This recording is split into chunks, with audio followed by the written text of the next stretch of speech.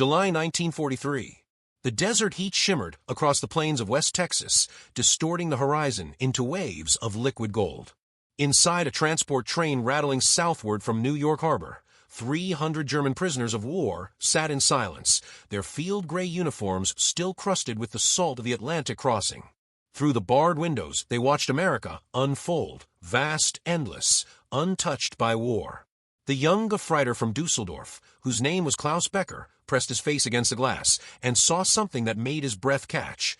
Fields of wheat stretching to infinity, grain elevators rising like cathedrals, farmhouses with painted shutters, and children playing in yards.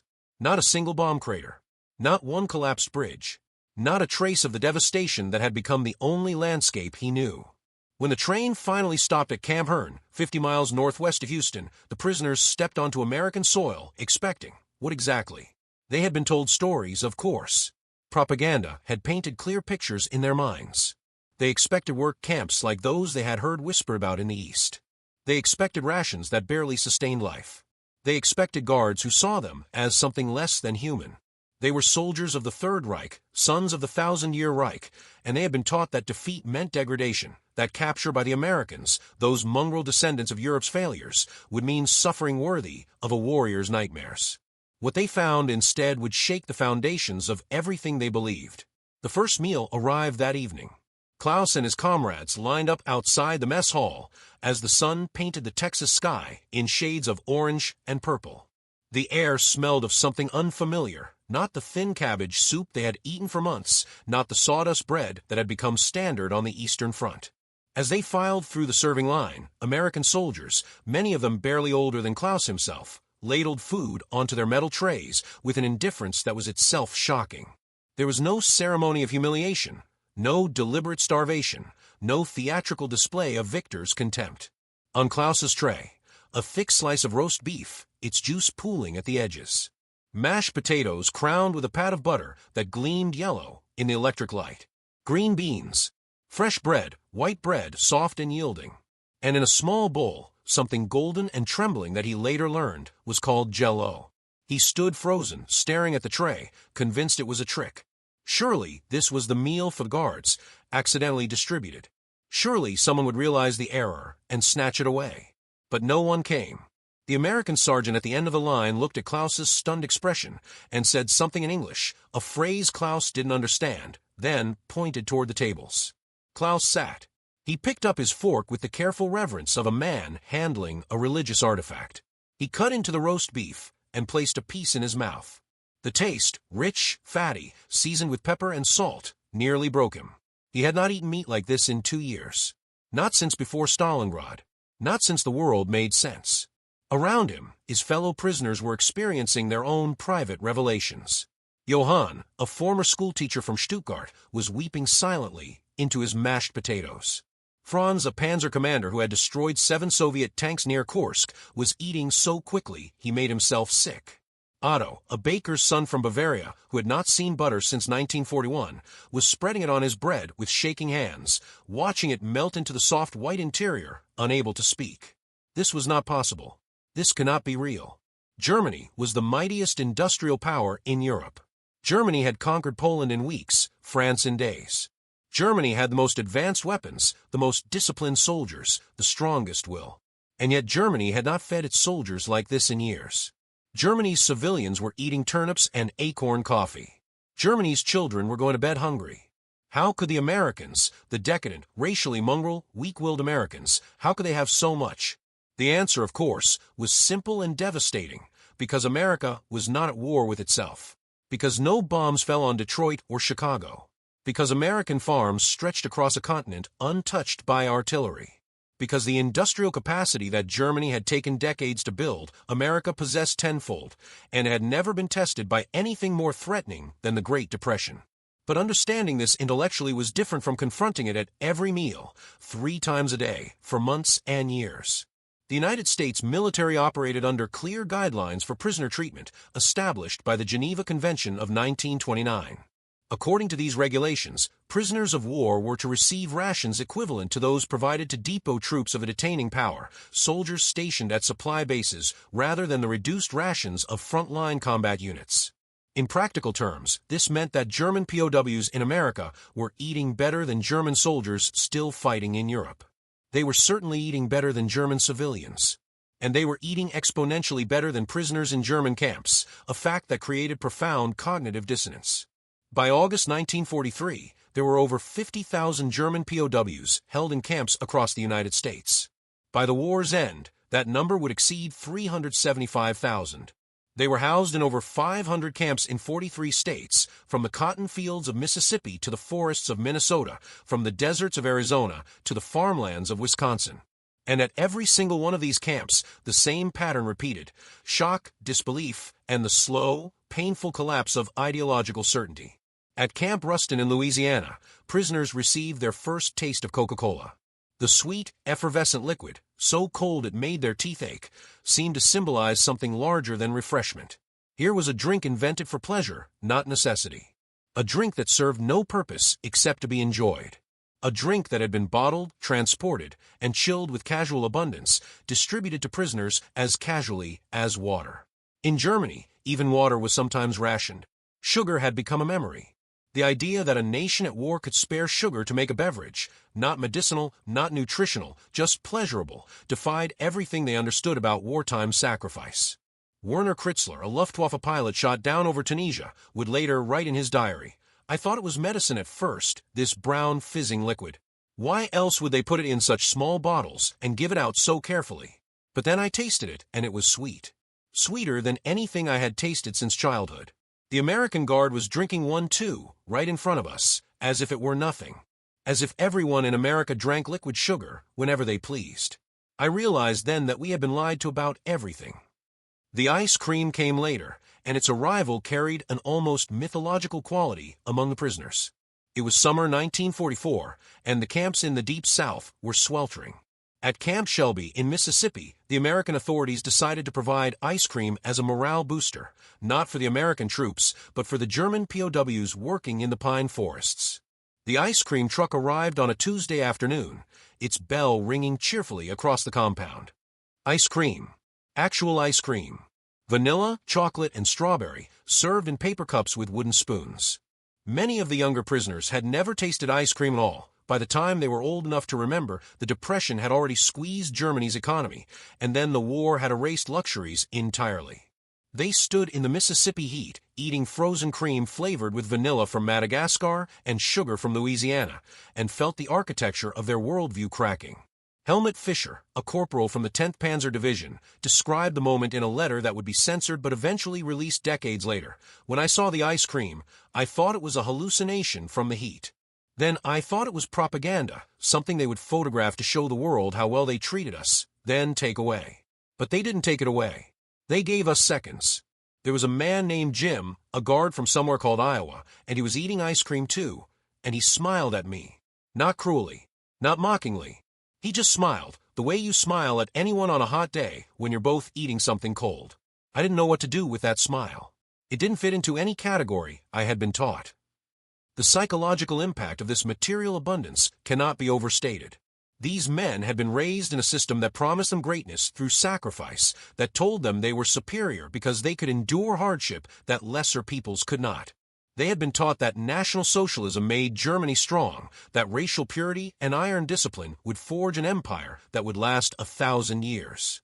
They had been told that their enemies were weak, corrupted by democracy and multiculturalism, incapable of the unified will necessary for greatness. And then they became prisoners of those enemies, and those enemies fed them roast beef and gave them Coca-Cola and offered them ice cream on hot days, not as a propaganda stunt, but as a matter of routine policy. The cognitive dissonance was unbearable. Some prisoners refused to believe it. They insisted that the camps were showpieces, that real American camps must be elsewhere, hidden, where the torture happened. Others concluded that America must be exploiting someone else, some hidden underclass, to generate such abundance. Surely no system could be this productive without brutal exploitation somewhere. But the truth was more disturbing to their ideology than any torture could have been. America was simply this wealthy. American farms were simply this productive. American industry was simply this powerful. And all of it existed within a system that the prisoners had been taught to despise, a chaotic, individualistic, mongrel democracy that supposedly could never match the unified will of a totalitarian state. The work details provided further evidence. German POWs were employed in agriculture, forestry, and food processing across the American heartland. They picked cotton in Texas, harvested sugar beets in Montana, cut timber in Oregon, and processed vegetables in New York. And everywhere they worked, they saw the same thing: mechanization beyond their imagining. Tractors that made German farm equipment look medieval. Harvesting machines that did the work of 50 men. Irrigation systems that transformed deserts into gardens. At a lumber camp in Idaho, a prisoner named Gerhard Menzel, a veteran of the French campaign who had spent 3 years believing Germany was winning the war, watched an American logging operation and understood, perhaps for the first time, the true scale of his nation's miscalculation. The trees were cut with motorized saws, dragged by diesel tractors, loaded by hydraulic cranes, and transported on trucks that never seemed to run out of fuel. In Germany, horses still pulled artillery. In Germany, soldiers sometimes marched because there wasn't enough fuel for transport. In Germany, the most advanced army in Europe was slowly being outproduced by American industry that operated as if resources were infinite. "We lost the war the day we started it," Gerhard wrote in a letter to his brother, a letter that would never be delivered because his brother had died at Monte Cassino. "We just didn't know it yet." You cannot defeat a country that gives ice cream to its prisoners. The American guards themselves became objects of fascination and confusion. Unlike the rigid hierarchies of the Wehrmacht, American military culture seemed almost deliberately casual. Officers and enlisted men spoke to each other with a familiarity that would have resulted in court-martial in Germany. Sergeants made jokes. Privates questioned orders and weren't shot for it. Authority existed, but it was negotiated, not absolute. More confusing still, the guards were different from each other in ways that shouldn't have been possible according to National Socialist ideology. At Camp McCain in Mississippi, a German prisoner found himself guarded by a Jewish sergeant from Brooklyn who spoke fluent Yiddish. At Camp Concordia in Kansas, the guards included the grandson of German immigrants who spoke better German than some of the prisoners. At camps in the Southwest, Mexican-American guards chatted in Spanish with each other. Black soldiers served in support roles, though segregation still limited their positions. Yet even this segregated force possessed equipment and rations that exceeded anything the master race had provided its own soldiers. The prisoners had been taught that racial mixing made societies weak. They had been taught that Jewish influence corrupted nations. They had been taught that democracy led to chaos and inefficiency. And yet, this mixed, democratic, allegedly corrupted nation had crossed an ocean, defeated the Wehrmacht in Africa and Italy, and was obviously preparing to do the same in France, all while feeding its prisoners better than Germany fed its civilians. Some prisoners clung to their ideology despite the evidence. They formed secretive Nazi cells within the camps, maintaining military discipline, holding clandestine meetings, punishing those who showed signs of ideological weakness. At Camp Tonkawa in Oklahoma, fervent Nazis beat a prisoner to death because they suspected him of collaboration. At other camps, prisoners who expressed doubts about Hitler were threatened, ostracized, or worse. The true believers needed their faith to survive psychologically. If they admitted the truth, that they had fought for a lie, that their sacrifices had been for nothing, that their entire worldview was built on fantasy, what would be left? But for many, the evidence became impossible to ignore. The abundance wasn't a trick or temporary. It was simply American normalcy. The mail from home, when it arrived, told of bombing, starvation, cities in ruins, families scattered. Meanwhile, in the camps, there were movies on Saturday nights, baseball games, libraries, educational programs. Some camps even had beer brewed by the prisoners themselves under American supervision. The symbolic power of Coca-Cola and ice cream extended beyond mere nutrition. These items represented something fundamental about the American system that the prisoners had not been prepared to encounter. The idea that ordinary pleasures mattered, that life should include sweetness, that even in wartime, even for prisoners, there should be moments of simple enjoyment. In the ideology they had served, pleasure was suspect. Hardship was noble. Sacrifice was virtue. Joy was something that came after victory, if it came at all. But here, joy was casual, distributed without ceremony, available even to those who had lost everything. It suggested a philosophy utterly alien to fascism, the idea that human happiness was not something to be earned through blood and struggle, but a natural right, available to all, abundant enough to share even with enemies. By 1945, as the war ground toward its conclusion, many of the German POWs had been in American camps for 2 years or more. They had worked alongside American farmers. They had attended concerts and theater productions. They had taken college courses and learned trades. They had received medical care that exceeded what was available in Germany. They had gained weight, sometimes 20, 30, even 40 pounds. They looked healthier than the American troops returning from Europe. And then the photographs began to arrive. Images from the liberation of the concentration camps. Buchenwald, Dachau, Bergen-Belsen. The American authorities made the prisoners view them, made them confront what had been done in their name while they were eating roast beef and drinking Coca-Cola in Texas. The reactions varied. Some prisoners insisted the photos were fake, propaganda, impossible. Others wept. Still others retreated into silence, unable or unwilling to process the juxtaposition. They had been treated with basic human decency, even generosity, by captors who had every reason to hate them, while their own government had built factories of death. The same government that couldn't feed its soldiers had somehow found resources to murder millions. The same government that preached strength and honor had committed atrocities beyond naming. For many, the ice cream and Coca-Cola became symbols in retrospect, not of American propaganda, but of American principles. The difference between a system that valued human dignity, even for enemies, and a system that saw humans as expendable tools. The difference between abundance that could be shared and scarcity that demanded domination. The difference between a flawed democracy and a perfect tyranny. Klaus Becker, the young Gefreiter who had pressed his face against the train window that first day, would eventually return to Germany in 1946. He would find his hometown, Dusseldorf, reduced to rubble.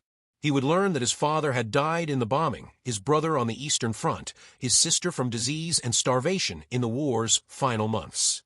He would stand in the ruins of everything he had known and remember, with startling clarity, the taste of that first meal in Texas. The roast beef. The butter melting into white bread, the jello that trembled in its bowl. He would remember, too, a conversation with an American guard named Thomas, a farmer from Illinois, who spoke broken German. Thomas had shown Klaus photographs of his farm, silos full of grain, barns filled with livestock, machines that harvested corn faster than Klaus could comprehend. "We grow so much," Thomas had said, struggling with the German words, "that the government pays us to grow less. Do you understand? We have too much food. Too much." At the time, Klaus had not understood. How could anyone have too much food? It was absurd, impossible, surely a mistranslation. But now, standing in the ruins of Dusseldorf, watching children beg for scraps, he understood perfectly.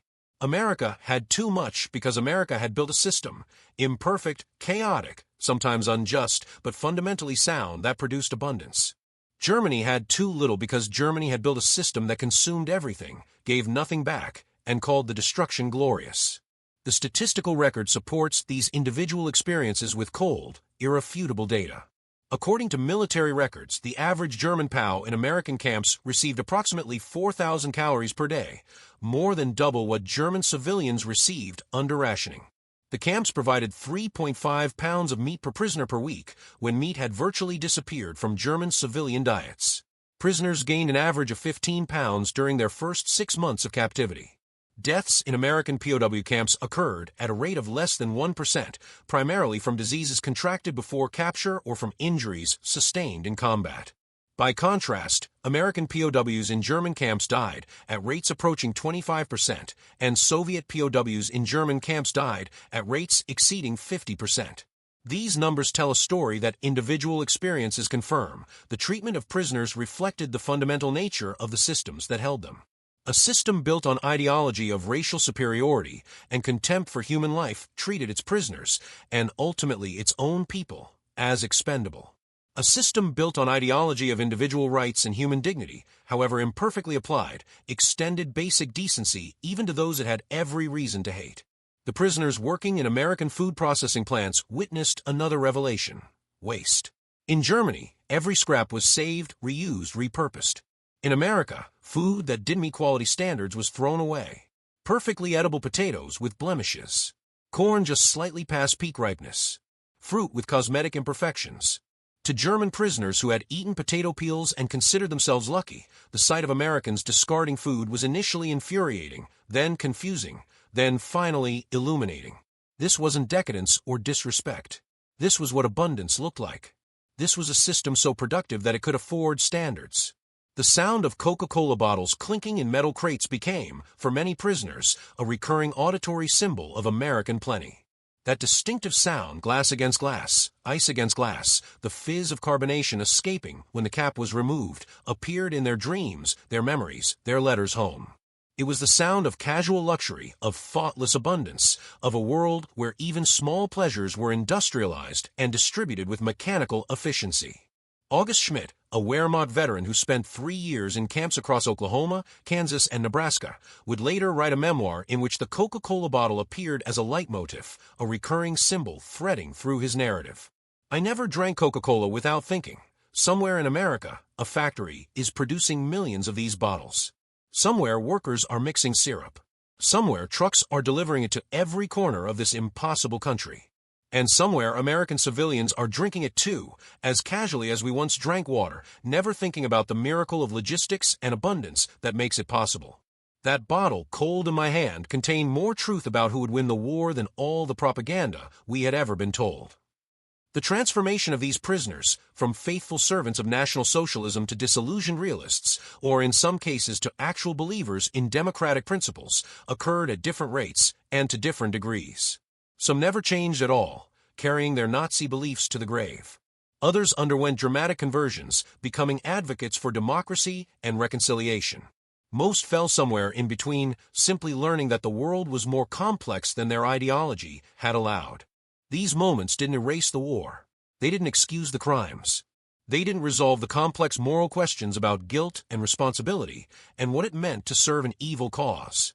But they suggested something important, that beneath ideology, beneath politics, beneath the constructs of nation and race, and all the other categories humans invented to divide themselves, there was something irreducible. Some basic humanity that ice cream could touch, that sweetness could reach, that abundance could reveal. By the time the prisoners began returning to Germany in 1946 and 1947, many of them carried this knowledge home. They returned to a country physically destroyed and psychologically shattered, where every certainty had collapsed. They found that the abundance of the American camps had been real, but the abundance they had been promised, the 1,000-year Reich, the Lebensraum, the glory, had been fantasy. They had been fed lies and they had starved.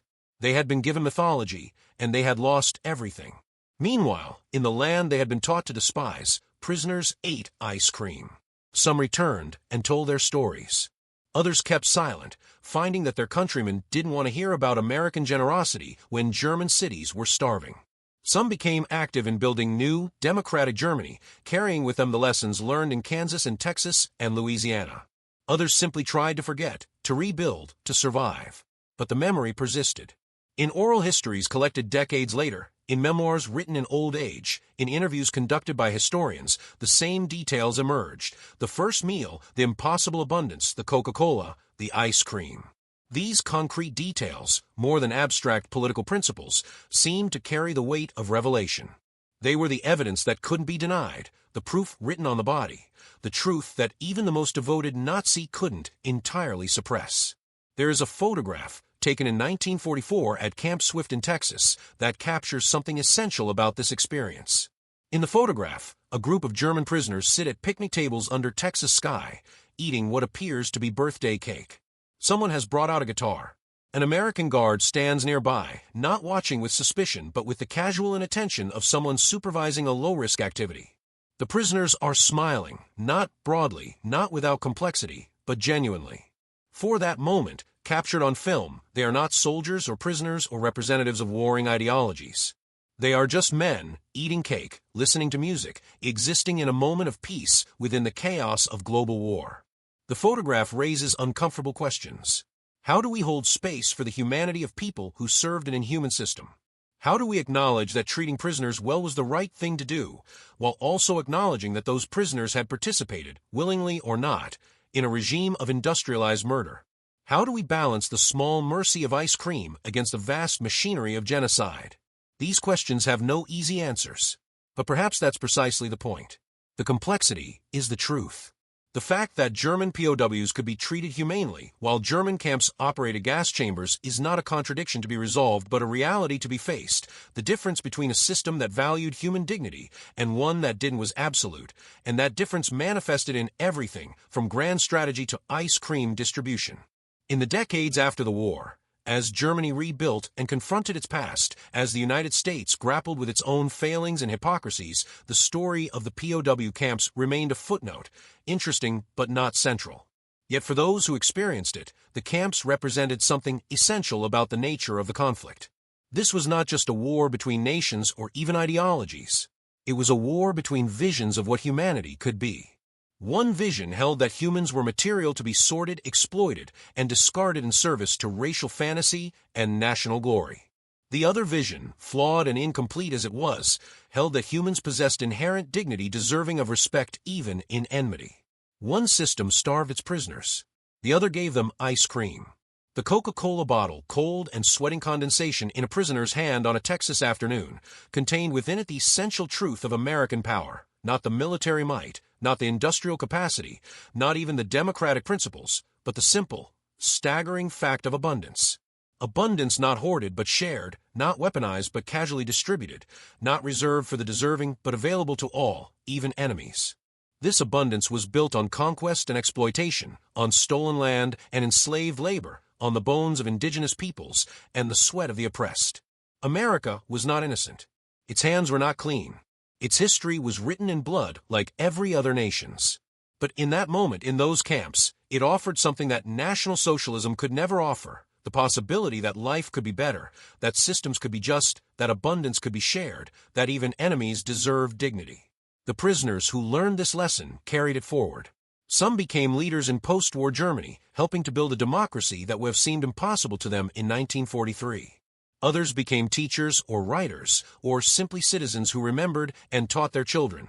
Never again. Never again the lies. Never again the fantasy of superiority through suffering. Never again the belief that greatness comes from sacrifice rather than abundance, from purity rather than diversity, from strength rather than justice. And sometimes in their old age, they would taste Coca-Cola or ice cream and remember. Remember the shock of that first meal. Remember the cognitive dissonance of being treated well by those they had been taught to hate. Remember the slow, painful collapse of certainty. Remember the moment when ideology met reality, and reality won. In the end, perhaps this is the ultimate legacy of those camps and those meals and that ice cream on Texas summer evenings, the knowledge that human dignity is not divisible, that justice must be universal or it is nothing, that abundance matters more than sacrifice, that the systems we build either honor the human spirit or crush it, and the proof is in the details, in how we treat prisoners, in whether we share our ice cream, in the simple act of offering cold sweetness to a thirsty enemy on a hot day.